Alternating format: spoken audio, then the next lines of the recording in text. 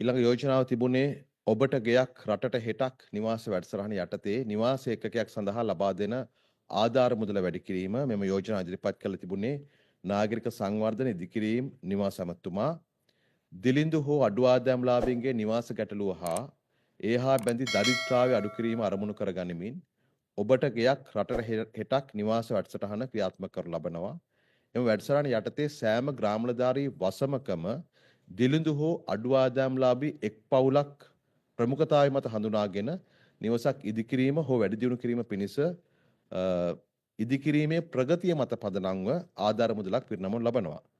තෝරා ගන්න ලබන ප්‍රතිලාභියා අවම වශයෙන් වර්ග අඩි 550ක නිවාසයක් ඉදිකළ යුතු අතර ඒ සඳහා රජය විසින් ලබා දෙන රුපියල් 6,50,000ක ආධාර මුදලට අමතරව ඉතිරි මුදල අදාළ ප්‍රතිලාභියා විසින් දැරිය යුතු වෙනවා. මේ වැඩසටහන ආරම්භ කරන අවධියේදී එක් නිවසක වර්ග අඩි 550ක ඇස්සමේන්තුගත පිරිවැය වෙලා තිබුණේ රුපියල් 11,47,000ක්. නමුත් මේ වන විට එම පිරිවැය රුපියල් 17,64,000ක් දක්වා වැඩි වෙලා තියෙනවා කියලා ගණන් බලලා තිබෙනවා.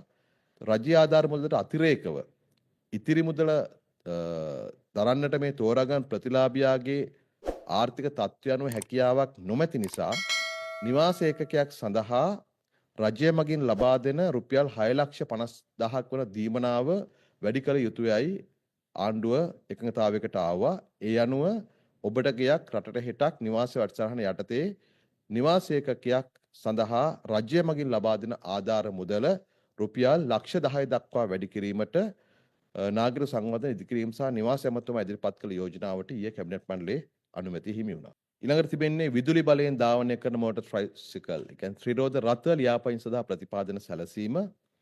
මෙම විදුලි මෝටර් ට්‍රයිසිකල් එහෙම නැත්නම් ත්‍රිරෝද රථ නිෂ්පාදනයේදී සහ පෙට්‍රල් ඩීසල් භාවිතයෙන් ධාවනය කරනු ලබන ත්‍රිරෝද රථ විදුලි බලයෙන් ධාවනය කිරීමට හැකිවන අයුරින් පරිවර්තනය කිරීමේදී විද්‍යුත් ආරෝපිත බැටරි භාවිතා කිරීම හේතුවෙන් එවැනි මෝටර් ට්‍රයිසිකල් වල මුළු බර ඉහළ යාමක් සිදු වෙනවා.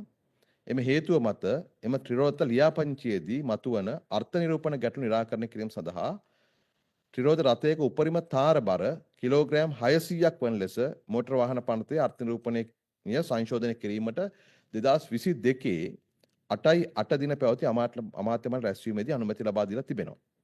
එහෙත් ආරෝපිත තත්වයකදී වඩා වැඩි දුරක් ධාවනය කළ හැකි පරිදි බැටරි පද්ධතියක් හඳුන්වා දීමේ අවශ්‍යතාවය, ඒ වගේම වායු සමීකරණ සහිත සුඛෝපභෝගී මෝටර් ට්‍රයිසිකල් සඳහා වැඩි ධාරිතාවක් සහිත බැටරි පද්ධතියක අවශ්‍යතාවය සහ විදුලි ප්‍රතිරෝධක මගින් ක්‍රියා කරන තිරිංග භාවිත එකතු වන බර කියන අවශ්‍යතාවන සැලකිලිට ගත්තාම මේ විදුලි බලයෙන් ධාවනය කරන ලබන ත්‍රිරෝද රථයක මුළු බර